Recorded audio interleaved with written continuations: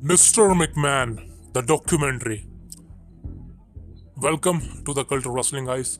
This is a disclaimer because आज की video में बात करने वाला हूँ the full biography of Mister McMahon, जो कि नेटफ्लिक्स पर रिलीज हो चुकी है और हम पूरी सीरीज का रिव्यू करेंगे 3 एपिसोड्स के अंदर। फर्स्ट एपिसोड आज मैं रिलीज करूंगा और इस एपिसोड के अंदर 2 एपिसोड्स हैं। आई एम सॉरी, मेरा कल्ट ऑफ रेसलिंग एपिसोड है, बट यहाँ पर मैं 2 एपिसोड का रिव्यू करूंगा मिस्टर मैकमैन के बारे में, जो कि 6 एपिसोड की वेब सीरीज है।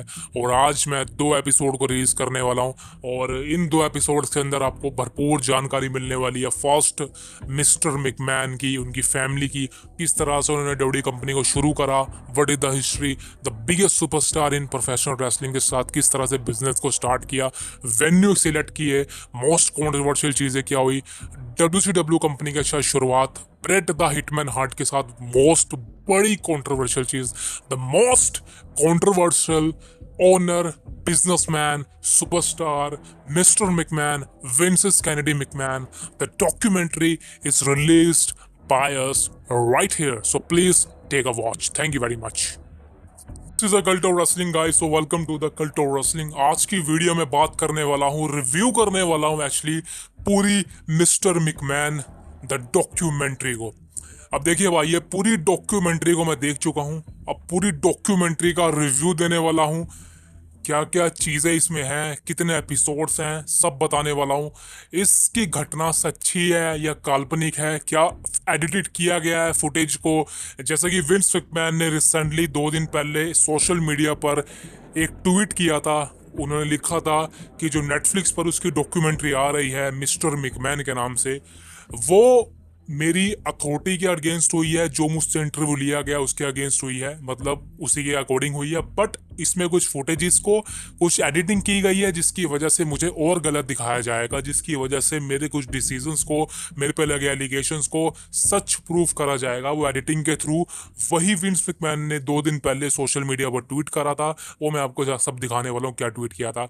देखिए, ये चीज़ें मैं 2 दिन पहले आपको बताने वाला था, लेकिन मैं रुक गया था वेब सीरीज के रिलीज होने के लिए। तो भाई मैंने आज पूरी डॉक्यूमेंट्री देख ली है और 6 एपिसोड्स हैं। हर एपिसोड करीबन 1-1 घंटे का है। 2 या 3 एपिसोड मान लीजिए 50-55-55 मिनट के हैं। अकॉर्डिंग टू मी, पूरी वेबसाइट की लेंथ बताऊं, सॉरी वेब सीरीज की, तो लगभग मान सकते हैं 5 घंटे 35 मिनट के आसपास ये पूरी जो है डॉक्यूमेंट्री है। 5.5 घंटे की पूरी डॉक्यूमेंट्री है, एक बड़ी डॉक्यूमेंट्री है। लेकिन जब आप इसको देखने बैठेंगे भाई, आपको पता नहीं चलेगा कब खत्म हो जाएगी। अगर आपने अभी तक नहीं देखी तो कोई दिक्कत नहीं, पूरा रिव्यू बताने वाला हूँ। लेकिन एक बार जरूर कहूंगा कि भाई जाकर नेटफ्लिक्स पर वेब सीरीज रिलीज हो चुकी है। वेब सीरीज ही बोलूंगा बिकॉज 5 घंटे के ऊपर तो भाई वेब सीरीज होती है, डॉक्यूमेंट्री के रूप में बनाई गई है। लेकिन भाई बहुत मजा आएगा। एक ही चीज कहना चाहता हूँ भाई, पूरी डॉक्यूमेंट्री के अकॉर्डिंग भाई बवाल मचा दिया, तूफान ला दिया, खतरनाक बवाल मचा दिया। अभी देख के हटाऊं, एक साथ सारे एपिसोड देख लिए, बोरिंग तो सवाल ही नहीं उठता भाई। आप देख लोगे, जो प्रोफेशनल रेसलिंग से प्यार करते हैं, जो डब्ल्यूडब्ल्यूई कंपनी को जानना चाहते हैं, भाई कंपनी कैसे बनी, किस तरह से बनी, क्या क्या प्रॉब्लम्स आई, एक वक्त ऐसा जब ये कंपनी बंद होने वाली थी, सारे एलिगेशन विंस मैकमैन पर क्या लगे, एंड तक 2024 तक विंस मैकमैन के ऊपर पूरी स्टोरी है। सारी चीज़ों के बारे में बात करने वाला हूँ बहुत ही शॉर्टली बेसिस पर, इसलिए कह रहा हूँ पूरी वीडियो देखना, बहुत इंटरेस्टिंग वीडियो है। Let's start this video. अब देखिए, सबसे पहले बात करें what is the first episode. देखिए, पहले एपिसोड में तो सिंपल सा ये चीजें बताई गई हैं कि ये कंपनी की शुरुआत कैसे गई।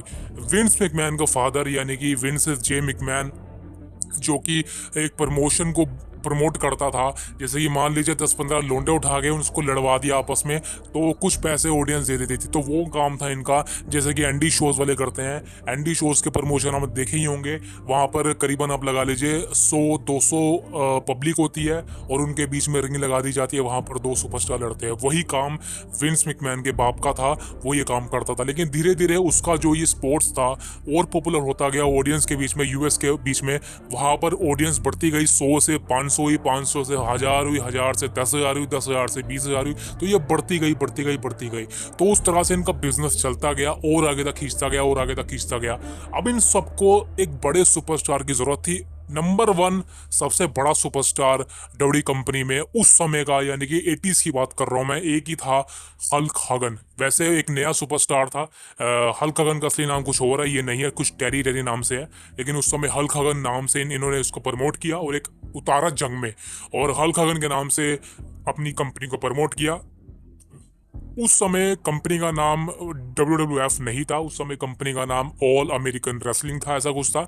और उसके बाद इन्होंने जब फर्स्ट रेसलमेनिया करी थी, जी हाँ, पहला इवेंट ही रेसलमेनिया का हुआ था, वो मेडिसन स्क्वायर गार्डन में हुआ था। और वो एक ऐसा इवेंट था जिसको इन्होंने मतलब करीबन 20,000 पब्लिक के बीच में किया था। द मेडिसन स्क्वायर गार्डन के अंदर पहला इवेंट हुआ था Hulk Hogan versus Andre the giant. अब देखिए ये बहुत बड़ा मैच था, बहुत बड़ा मतलब बहुत बड़ा मैच था। और आई थिंक इसी मैच से डब्ल्यू कंपनी को प्रमोशन मिली और प्रमोट मिला और ऑडियंस के बीच में इस कंपनी का नाम उजरा। उस समय ये वर्ल्ड रेसलिंग फेडरेशन थी, तो ये तो आई एम सॉरी अगर मैं WWE बोल दूं बिकॉज राइट नाउ तो वही है, लेकिन हाँ उस समय के अकॉर्डिंग WWF थी, वर्ल्ड रेसलिंग फेडरेशन। और पहली रेसलमेनिया मेडिसन स्क्वायर गार्डन में हुई जो कि बहुत ही ज़्यादा पॉपुलर हुई, लेकिन मैचेस की क्वालिटी के मामले में उतनी अच्छी नहीं थी। लेकिन हाँ ऑडियंस के बीच में ये पता चलने लगा था कि भाई ये कंपनी एक कंपनी है, एक प्रोफेशनल रेसलिंग कंपनी है और जिसको एक वहाँ की ऑडियंस के लिए एक नया स्पोर्ट्स था, बिकॉज इससे पहले ऐसा कुछ हुआ नहीं था और उस समय ऐसा कुछ बनता भी नहीं था। लेकिन हाँ विंस मैकमैन और उनके बाप ने जो है दोनों को मिलकर ये चीज़ें बनाई and that is a main thing. उसके बाद इन्होंने अलग अलग जगह प्रमोशन करी है, जैसे कि मान लो यार होता है ना प्रमोशन करते, जैसे कि किसी की फिल्म आ रही होती है वो प्रमोशन करता है, हर एक इवेंट में जाता है, हर एक सीरियल्स में जाता है, इन्होंने भी वही किया। उस समय इन्होंने हर सीरियल में गए, मूवीज में भी कई काम किया, बहुत सी चीज़ें हुई। लेकिन उस समय एक इनके ऊपर दिक्कत ये आ गई थी कि हल्क हगन, जी हाँ हल्क हगन जो कि कंपनी का एक बेबी फेस बन चुका था वर्ल्ड रेसलिंग फेडरेशन का, और हल्क हगन को भाई एक तरह से इन्होंने बड़ा सुपरस्टार बना दिया था, अपनी कंपनी का फेस बना दिया था। जहां भी जाते थे हल्क हगन को लेकर जाते थे, पोस्टर पे हल्क हगन रहता था, इवन रेसलमेनिया के मेन इवेंट में भी हल्क हगन ही था, आपको पता ही है। एंड देन क्या होता है भाई, हल्क हगन को एक मूवी मिलती है हॉलीवुड से और जिसको हल्क हगन करना चाह रहा था। अब हल्क हगन जो है मिस्टर मैकमैन के पास जाता है, विंस मैकमैन के पास, उसको बोलता है कि मुझे मूवी मिली और मुझे ये करनी है बिकॉज मैं शुरू से ही हॉलीवुड में जाना चाह रहा था, लेकिन हाँ मैं प्रोफेशनल रेसलर बन गया बिकॉज आपने मुझे अच्छी पेमेंट थी। और उसके बाद विंस मैकमैन ने भाई डायरेक्ट बोला हल्क हगन से कि अगर तू हॉलीवुड में गया, तूने ये फिल्म को साइन करा, तो मैं तुझे फायर कर दूंगा, तुझे रिलीज कर दूंगा कंपनी से। भाई हल्क हगन ने विंस मैकमैन की एक नहीं सुनी, कंपनी से रिलीज हो गया वो, फायर्ड हो गया वो, और फिल्मों में जाके उसने काम करना शुरू कर दिया। ये हुआ था सारी बातें।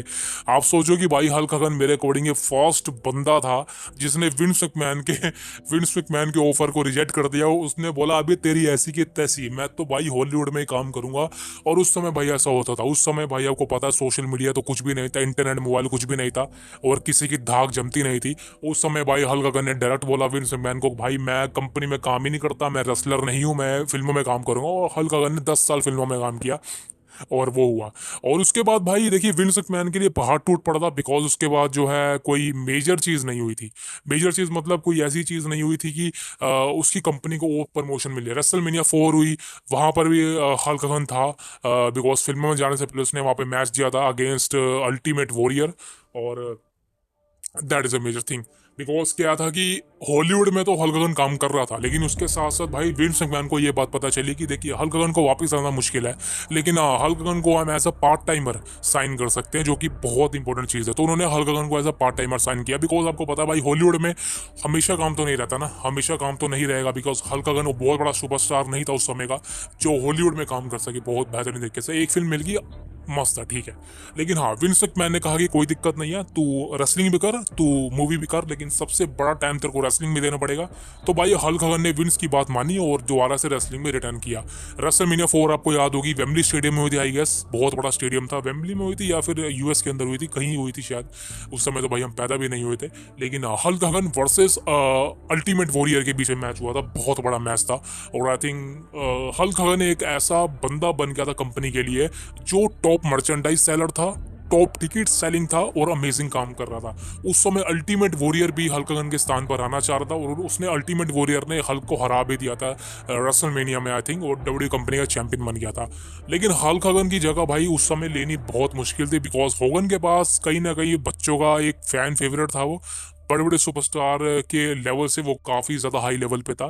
तो होगन को रिप्लेस करना कहीं ना कहीं बहुत मुश्किल था। फैंस के बीच में होगन बहुत ही ज़्यादा ओवर था। यही कारण था दोस्तों कि होगन को विंस मैकमैन ने और पुश किया और आगे तक खींचा, और आई थिंक कहीं ना कहीं ये बिजनेस के लिए बहुत इंपॉर्टेंट चीज़ थी। लेकिन दोस्तों यहाँ पर सबसे बड़ा पॉइंट ऑफ व्यू आता है जब आती है WCW। जी हाँ, WCW कंपनी भाई एक ऐसा बवाल मचा देता इसने आगे। मैंने पूरा विंस मैकमैन की ओरिजिनल बायोग्राफी कवर करी हुई है, हमारे चैनल पे आपको मिल जाएगी, आप सर्च मार लीजिएगा विंस मैकमैन की बायोग्राफी। लेकिन बात करूँ भाई WCW कंपनी के, तो भाई देखिए WCW कंपनी आपको पता है भाई हमेशा से ही वर्ल्ड चैंपियनशिप रेसलिंग एक ऐसी कंपनी रही है जिसने अपने शुरुआती दिनों के अंदर WWF को भाई पछाड़ के रख दिया था। इनको इतना तंग कर दिया था, इनको नींद नहीं आती थी रात को, और वही हुआ था कंपटीशन के मामलों में WCW कंपनी ने WWE कंपनी को पूरा पछाड़ के रख दिया था और पूरी तरह से ख़त्म कर दिया था। यानी कि भाई एक वक्त तो ऐसा आ गया था कि WCW कंपनी अपना शो, यानी कि जो उनका वीकली शो होता है, उसको भाई लाइव टेलीकास्ट करना शुरू कर दिया था। खुद सोचो, आप में से बहुत लोगों को लगता होगा कि Monday night row first live telecast show था प्रोफेशनल रेसलिंग का, लेकिन दोस्तों ऐसा नहीं है। WCW कंपनी का फर्स्ट शो था जिसको हम कहते हैं कि मंडे नाइट नाइट्रो, वो पहला लाइव टेलीकास्ट शो हो रहा था पूरी प्रोफेशनल रेसलिंग इंडस्ट्री हिस्ट्री के अंदर, और उसी को देखते हुए मंडे नाइट रो को भी लाइव टेलीकास्ट कर दिया गया। लेकिन जब WCW कंपनी को ये बात पता चली तो भाई उन्होंने एक और बवाल मचा दिया। उन्होंने मंडे नाइट रो के लेवल पे, यानी कि जिस समय मंडे नाइट रो आता था उसी समय उन्होंने WCW कंपनी यानी कि अपना शो मंडे नाइट रो को टेलीकास्ट करना शुरू कर दिया। अब दोनों शो हेड टू हेड थे, यानी कि एक चैनल पे आ रहा है WWE और दूसरे चैनल पे आ रहा है WCW, सेम टाइम पे लाइव टेलीकास्ट, वो भी भाई। इस वजह से दोनों को काफ़ी ज़्यादा प्रॉब्लम होती थी, खासकर WWF को तो भाई बहुत ज़्यादा होती थी, बिकॉज जितने भी WWF के सुपरस्टार थे वो WCW कंपनी में चले गए थे। जैसे कि भाई बहुत से सुपरस्टार थे, इवन हल्क हगन भी एक समय पे WCW कंपनी में चला गया था, बिकॉज एक तो वो हॉलीवुड में काम कर रहा था, और जैसे कि उसने कहा था कि अब वो वक्त आ चुका है कि मुझे जो वर्ल्ड रेसलिंग फेडरेशन है उसको छोड़ के जाना पड़ेगा, बिकॉज फैंस के बीच में मैं उतना ओवर नहीं रहा जितना मैं था। उसकी एज भी ज़्यादा हो गई थी, तो उसने हॉलीवुड में काम करना शुरू करा, और उसी की कॉन्टैक्ट के थ्रू WCW कंपनी ने उसको अपनी कंपनी में बुलाया। और ये चीज़ें दोस्तों बहुत ही ज़्यादा अमेजिंग थी। एक ऐसी चीज़ें थी जिस पे बिलीव करना बहुत ही ज़्यादा मुश्किल था। इवन आप खुद इमेजिन करें कि आपकी कंपनी का top higher grosser employ superstar जो भी कर लीजिए, वो आपकी कंपनी को छोड़कर दूसरी कंपनी में चला जाता तो आपको कैसा लगेगा। वही हो रहा था भाई वर्ल्ड रेसलिंग फेडरेशन के साथ। सारे सुपरस्टार बड़े कंपनी को छोड़ के जा रहे थे WCW कंपनी के अंदर, और यही चीज़ें थी कि WWF का एक समय ऐसा समय आ गया था कि भाई उनको बहुत ही ज़्यादा प्रॉब्लम हो रही थी, उनके शो कोई देख नहीं रहा था, उनकी रेटिंग बहुत ही डाउन जा रही थी। भाई इसी बीच में बहुत सुपरस्टार की WWE कंपनी में एंट्री होती है, जैसे कि stone cold Steve Austin. Stone cold Steve Austin हो गया भाई, ये बंदा एक ऐसा बवाल लेके आया था इसने, जो मैं बताऊं क्या क्या कहूँ भाई, बंदे ने ऐसा बवाल लाया था जो कोई नहीं ला पाया आज तक। आई थिंक पूरी वर्ल्ड रेसलिंग फेडरेशन का या पूरी WWE कंपनी का सबसे बड़ा सुपरस्टार अगर मैं किसी को मानता हूँ वो है स्टोन कोल्ड स्टीव ऑस्टिन। इससे बड़ा सुपरस्टार ना कोई आया है कंपनी के अंदर और ना कोई आएगा। ये बंदा एक वो मतलब क्या बोलूं भाई, ये वो इक्का था जिसको एक समय पे यूज करा गया, और इसी की बदौलत WCW कंपनी के शोज को रेटिंग के मामलों में WWF ने पछाड़ के रख दिया था, ये आपको पता ही होगा, और एक लेवल पे ला दिया था। बहुत चीज़ हो गई भाई, बहुत चीज़ अमेजिंग है। अब दोस्तों बात करें सेकंड एपिसोड की। इस एपिसोड में दोस्तों बात करें भाई what is the main highlight, what is the main topic. अब दोस्तों इस एपिसोड में सबसे बड़ा बवाल था भाई कि जो विंस मैकमैन है उसका जो WCW कंपनी से वॉर है वो कहाँ तक चला, एंड देन क्या होता है दोस्तों, कुछ एलिगेशन हुए, और सबसे बड़ा बवाल हुआ भाई कि हल्क हॉगन और ब्रेट हार्ट ये सबकी कंट्रोवर्सी क्या चीज़ थी। तो welcome to the second episode of Mister McMahon biography. अब देखिए इस एपिसोड में सबसे बड़ी चीज का हुई एलिगेशन। जी हाँ, जैसे मैंने कहा था कि विंस मैकमैन भाई दूसरा नाम इसका एलिगेशन है। इस पे जितने एलिगेशन लगे मैं आपको बता नहीं सकता, लेकिन सबसे बड़ी बात थी कि विंस मैकमैन ने वो एलिगेशन से भाई ये बंदा डरता नहीं था। ये बंदे पे जितने आप एलिगेशन लगा लो, ये बंदा मतलब क्या बोलूं भाई, ये बंदा डरता ही नहीं था। ये कहता था और लगाओ और लगाओ और लगाओ। ये बंदा उस लेवल का मतलब हिपोक्रेट बोल लीजिए, जो मर्जी बोल लीजिए, that is the main thing. And allegation बहुत लगे, जैसे कि एक रेफरी थी भाई रिको रिको नाम की कुछ थी, आई थिंक ये केस रीओपन हुआ था 2022 के अंदर। वो एक रेफरी थी, फर्स्ट रेफरी थी वर्ल्ड रेसलिंग फेडरेशन के अंदर, और इस बंदी ने भी एक एलिगेशन लगा था विंस पर कि इसने मेरे को सेक्सुअल अब्यूज किया है, एंड देन फिर चीज़ें हैं।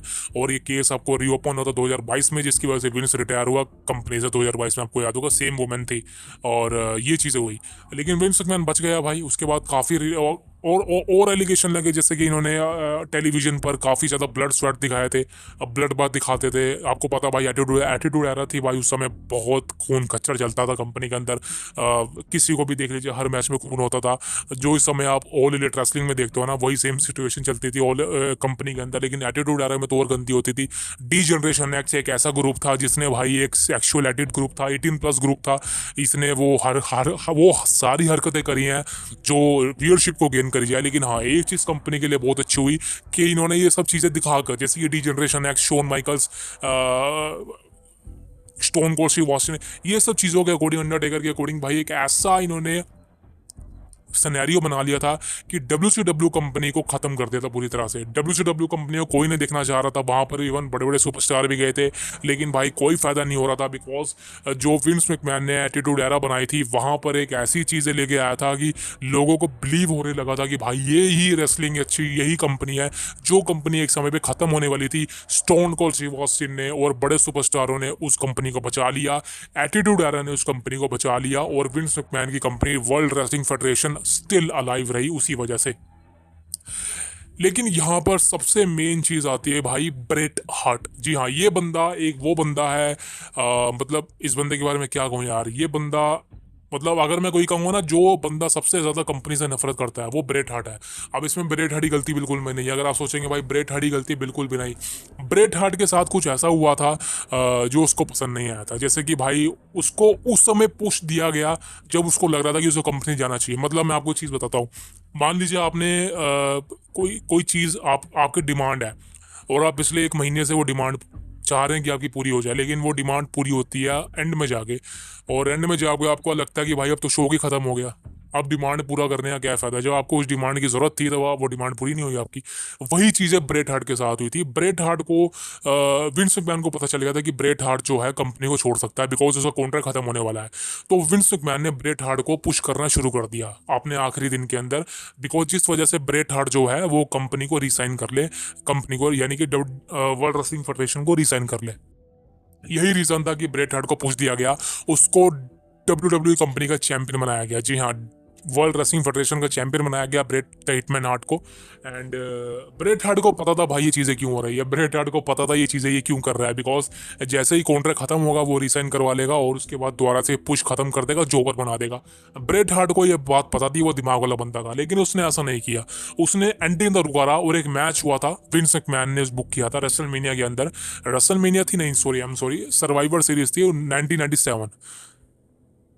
वहां पर दोस्तों एक मैच हुआ था, Bret Hart versus Shawn Michaels for the World Wrestling Federation championship. अब दोस्तों इस मैच में बहुत बड़ा बवाल हुआ था, आपको सबको पता होगा इस मैच में क्या हुआ था। यही वो मैच था जिसने पूरा लैंडस्केप बदल दिया था WWF का और WCW कंपनी का, और Bret heart the hitman heart का। और कनेडियन रेसलर भी इससे बहुत ज़्यादा प्रभावित हुए थे, बिकॉज उस समय सारे Canadian wrestler world WCW company के अंदर गए हुए थे, और फेडरेशन में कोई नहीं था। और ब्रेट द हिटमैन हार्ट के साथ प्रॉब्लम ये थी कि ब्रेट द हिटमैन हार्ट अपना चैंपियनशिप हारना नहीं चाह रहा था। जी हाँ, यानी कि समझ लीजिए एक तरह से वो मैच को हारना भी नहीं चाह रहा था, और टाइटल को भी छोड़ना चाह रहा था। भाई ऐसा कैसे होगा। अब देखिए, विंस मैकमैन ने साफ साफ कहा था कि ये स्पोर्ट्स एक स्क्रिप्टेड शो है, और वही करना पड़ेगा जो स्क्रिप्ट लिखी जाएगी। ब्रेट हार्ट को शोन माइकल्स के अगेंस्ट हारना था उसके आखिरी मैच के अंदर, जो कि सर्वाइवर सीरीज में हुआ था। और ब्रेट हार्ट ने यह कहा था कि मैं हारूंगा नहीं, बिकॉज मैं हारना नहीं चाह रहा। और विंस मैकमैन को ये बात चुभ गई थी, और विंस मैकमैन ने कहा नहीं, तेरे को हारना पड़ेगा। लेकिन ब्रेट हार्ट हारना नहीं चाह रहा था, बिकॉज ब्रेट हार्ट को पता था भाई अगर मैं हारूं या ना हारूं क्या फ़र्क पड़ता है, बिकॉज अगले दिन तो मैंने कंपनी को छोड़ देना है, बिकॉज कॉन्ट्रैक्ट को रिसाइन नहीं करा मैंने। This is the main possibility कि भाई ब्रेट हार्ट ने मना कर दिया कि मैं शोन माइकल के अगेंस्ट इस मैच को नहीं हारने वाला। और वही हुआ दोस्तों, मैच की एंडिंग में कुछ ऐसा हुआ था जब हमको लगा था कि भाई शॉन माइकल्स को ये मैच हारना पड़ेगा, लेकिन विंस मैकमैन ने भाई जैसे ही शॉप शूटर लगाया शॉन माइकल ने ब्रेट हार्ट पर, विंस मैकमैन ने घंटी बजा दी और यहाँ पर जो है एक तरह से विनर घोषित कर दिया गया the heart breaker Shawn Michaels को। और यही हुआ, शॉन माइकल्स को बना दिया गया new world Wrestling federation champion और ब्रेट हार्ट जो है इस मैच को हार गया। उसके बाद आपको पता है भाई ब्रेट हार्ट जब इस मैच को हारा वो पगला गया था, विंस मैकमैन पर थूक फेंका था उसने, इतने थूक फेंके इतने थूक फेंके इतने थूक फेंके उसने, मैं आपको बता नहीं सकता। और सारा का सारा विंस मैकमैन पर अपना गुस्सा निकाला और वहां पर कैमरे के सामने उसने ये बताया कि भाई अब मैं जाने वाला हूँ WCW कंपनी के अंदर, एक साइन बनाया उसने। और this is the main controversial चीज़ कि उसके बाद ऐसा हो गया था कि भाई जो WCW कंपनी है वो वर्ल्ड रेसलिंग फेडरेशन को कहीं ना कहीं सुपरस्टार के लेवल के मामले में पछाड़ रही है। लेकिन दोस्तों आपको पता है भाई उस समय एटीट्यूड एरा स्टार्ट हो गया था और stone cold Steve Austin, Undertaker, triple H, Shawn Michael, D generation X, बहुत से सुपरस्टार ऐसे थे जो कंपनी को बचाने में लगे हुए थे, the rock. And this is the main objection कि भाई वर्ल्ड रेसलिंग फेडरेशन कंपनी ने हार नहीं मानी और यही चीज़ों से उसने WCW कंपनी को पछाड़ दिया था। और ब्रेट द हिटमैन हार्ट हमेशा के लिए WWF कंपनी को छोड़ के चला गया था।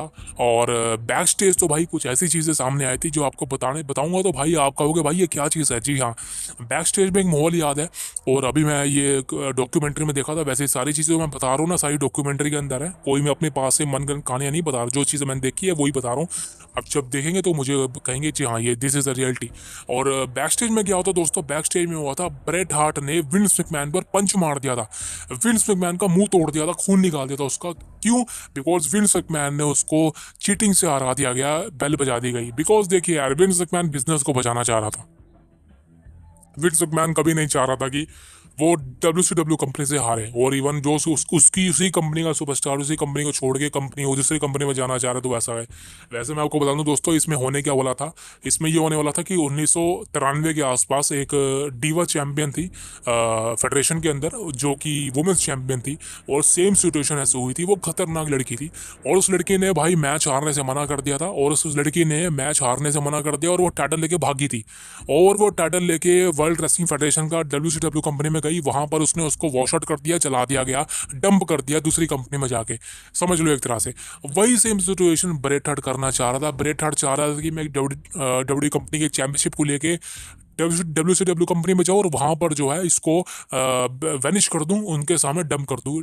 यही वो चाह रहा था, जो सिचुएशन उस फीमेल रेसलर ने करी थी। लेकिन विंस को ये बात पता थी और विंस ने भाई सही डिसीजन लिया, बेल बजा के मैच को हरवा दिया गया ब्रेट हार्ट को। और वही चीज़ें थी बैक स्टेज में, ब्रेट हार्ट ने विंस को बहुत मारा था, पीटा था, यही चीज़ें हुई थी, यही चीज़ें आगे सर्कुलेट होती है। और यही रीज़न था कि ब्रेट हार्ट इतने सालों तक कंपनी में कोई रिलेशन नहीं था, उसका कंपनी से दूर गया था। उसके बाद उसका जो है रिटर्न हुआ 2010 में, that is a main thing. So ये थी सारा एपिसोड नंबर 2 की कहानी। सारा TRP का खेल, सारा व्यूअरशिप का खेल, ब्रेट हार्ट की कंट्रोवर्सी और एक तरह से वर्ल्ड चैंपियनशिप रेसलिंग को उस समय भारी गिरावट मिली थी बिकॉज एटीट्यूड एरा स्टार्ट हो चुकी थी और इनके पास बड़े स्टार तो थे लेकिन कोई मेजर स्टोरी लाइन नहीं थी। जैसे कि फेडरेशन के पास रॉक की स्टोरी लाइन थी, स्टोन कोल्ड की, विंस मैकमैन की थी, ऐसी अमेजिंग स्टोरी लाइन थी, तो वो चीज़ें मेन थी। द नेक्स्ट एपिसोड की बात करें, यह है एपिसोड नंबर 3। अब दोस्तों वैसे बता दो, ये एपिसोड आपको मैं कल बताऊंगा बिकॉज भाई 2 एपिसोड का रिव्यू आज करूंगा, इसका 3 पार्ट आएगा। फर्स्ट पार्ट रिवील कर चुका हूँ, सेकंड पार्ट कल लेके आऊंगा, थर्ड पार्ट परसों लेके आऊंगा बिकॉज भाई काफ़ी लंबी हो जाएगी वरना ये स्टोरी लाइन।